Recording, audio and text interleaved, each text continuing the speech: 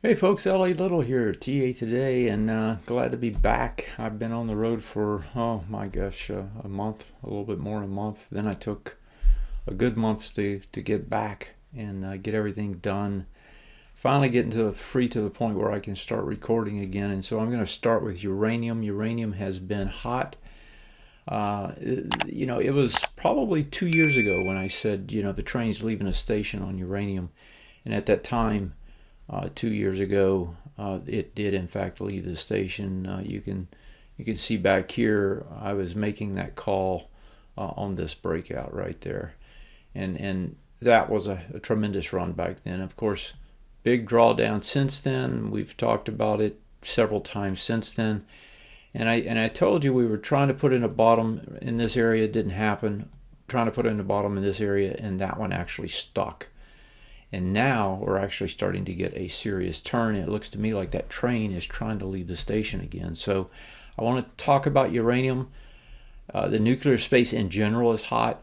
I want to go through some other areas too, but I'll save those for other videos. This one I'm going to focus primarily just on uranium, and I'll look at some uranium stocks. Rare earth is another case where I've talked about before.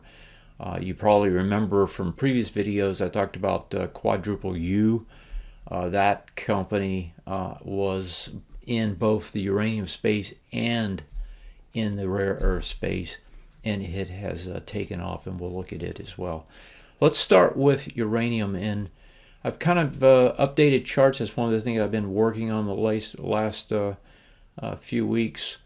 Now we've got some buttons down here where we can actually put up support and resistance, retest regen zones if we want, and so we can kind of clean the charts up if we want to do that, and make it so that it is very clean and we can draw on it or whatever we want to do now. But I'm going to start with the long term, and then we'll work our way backwards. So let's start with the retest regen, and retest regen just simply says that usually when you get some sort of a swing point high, you get a breakout. If you come back to it and it's more than 6 bars, you're probably going to regenerate a very high probability. And that's exactly what's happened on the long term here. And in fact, if you look at this closely, this under over is associated with higher lower volume. So that's a perfect reversal with a almost like an perfect hammer as well. Leading to the push back up. And so on a long term, it stayed bullish this entire time, and nothing changed. This trend has been up the entire time. You just got a huge fade, and now you're trying to get the ball rolling again here. Let's go to the weekly next. Now the weekly, like I was saying, I was trying to call a bottom back in this area here, on this move up, and then a little fade here. I thought we might be getting a bottom again, but that proved not to be true. We came down with way too much volume when we tested here. So if you compare the volumes, on this bar and that bar, and you see the volume here compared to the volume there, just hit it with way too much volume. When you do that, typically you're going to come back and test it again, and that's exactly what we did, right? Came back on the very next bar, broke it. That's your break, leading to another move down. Since then, we got another reversal signal here, right, with these two bars. Wasn't a pickaxe, or even a hammer, but kind of a doji almost. Came back down and did about what you would expect, which is you take the low of this bar, you came in and you hit the low of that bar, and you reverse back high, and that made the push back up. Now, the great thing about this, let's put the retest regen up, is once we did that, we actually set up a breakout here, right?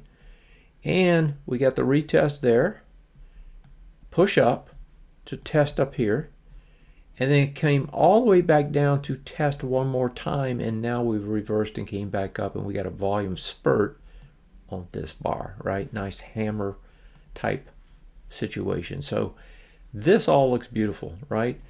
And this now has set up, if you go to the ABCD structure, which gives you projections, if you take this price point down here, which was April, and if we go look for it here, here's April on the intermediate term time frame, which is the weekly, That's your reversal. It's activated now, right? Because we've actually gotten over that prior point, the B point, which was right in here.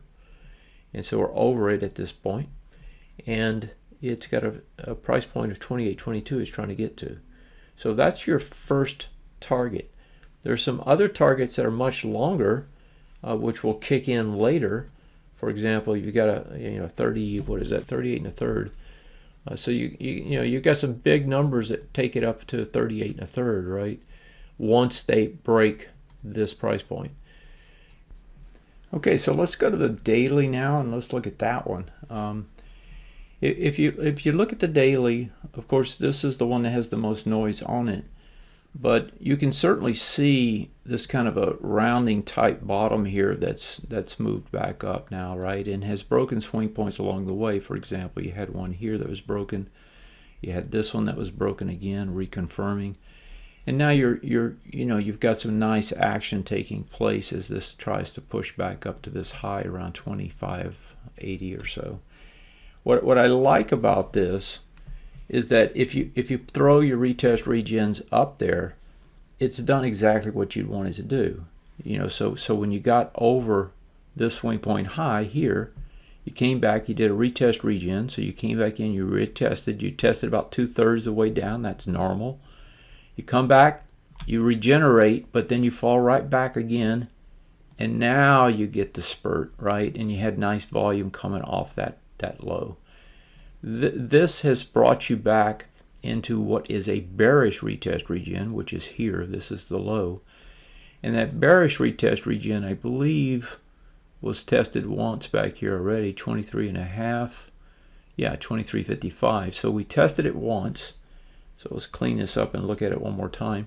We tested it once here, tested it again there, and now we're a third time. When you're in the third test, you're almost certainly going to break it.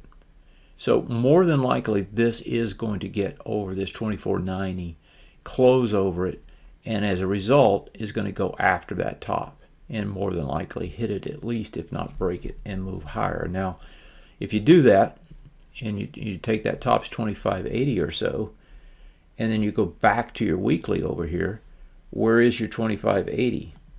Well, 25.80 is like these two guys right here.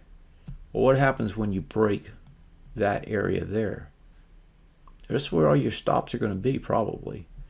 And 25.80 is going to shoot you to the next level, which is up around 28, which is again going to get into some of these targets that we've seen before, that we just talked about, for example. And so you can kind of see how this is playing out. So anyway, very bullish. If you look at the domestic side of this, right, the U.S. side, here's SRUUF. You can go through the same analysis. This one, has currency impact, but is still doing very well. Let's look at a couple of the stocks though. I want to show you these. If we look at, and I'm going to turn all this off again. If we look at the CCJ, this thing broke out back here, right? This is the strongest one. It's the biggest. It gets all the institutional money, and so this one is the one that's basically the lead. It's already at new highs, right? It is doing what it needs to do, has been doing what it needs to do. Consolidate, right? Come up. I mean, just look at this beautiful pattern, right? You come up, you consolidate, you come up, you consolidate. Now you're doing your leg up, right? So you did your leg up, consolidate, leg up, consolidate, leg up, consolidate. There's the nice spurt up, a little consolidate. So if you take the same principle here, you consolidate after push. This is a big push, going to consolidate for a little bit and then do another push, and just consolidating already up here in the range. When you have these nice ranges like this, these are beautiful plays, right? Because they're one-way ranges. You have strength taking you into a range. Once you get into that range, basically you're just working off the excess to get there, and eventually you expect it to go again. And this will. You've already had 1, 2, 3 tests. 2 tests up here, probably going to get a breakout very soon. That's CCJ. I want to look at the UUU, the one I told you about, energy fuels. This one has both the uranium side, plus it has the benefit of being rare earth play as well. Some of these moves are tremendous, 41.82% in a week. And you could see the spikes. Now this has huge short interest, at least it did. Let's see what it is still.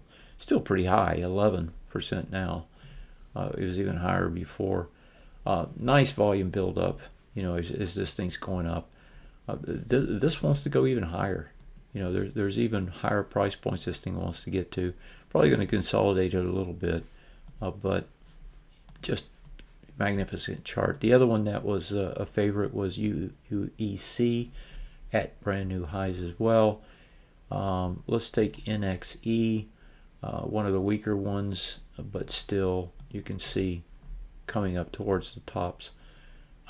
Nothing wrong with any of these charts anymore, right? So let's look at the ETFs. Here's the URA, which has the utilities as well. These pink lines that you see, or teal is what it really is. If you come back into that, that's an automatic buy. So, if you get some sort of a retrace into here, let's say something happens in September, to the general market brings these things down, those are going to be nice buys. Not as sweet here on the uranium pure, but you're getting these push right into the swing point highs on the weekly, on the monthly. Breakouts here, retest regens all the way below them now. I can't say anything more. The point is, these markets are taking off, and if you're not in them, you're probably going to miss it again. And I think you're going to see a big run. I think you'll see uranium itself, the physical, pushing 38, 40, and so you're sitting at 22. We're talking about a double almost, right? So I think if you're not in this, you really should be looking at it. And that's my spiel. Have a great one. Take care, and I'll see you next time.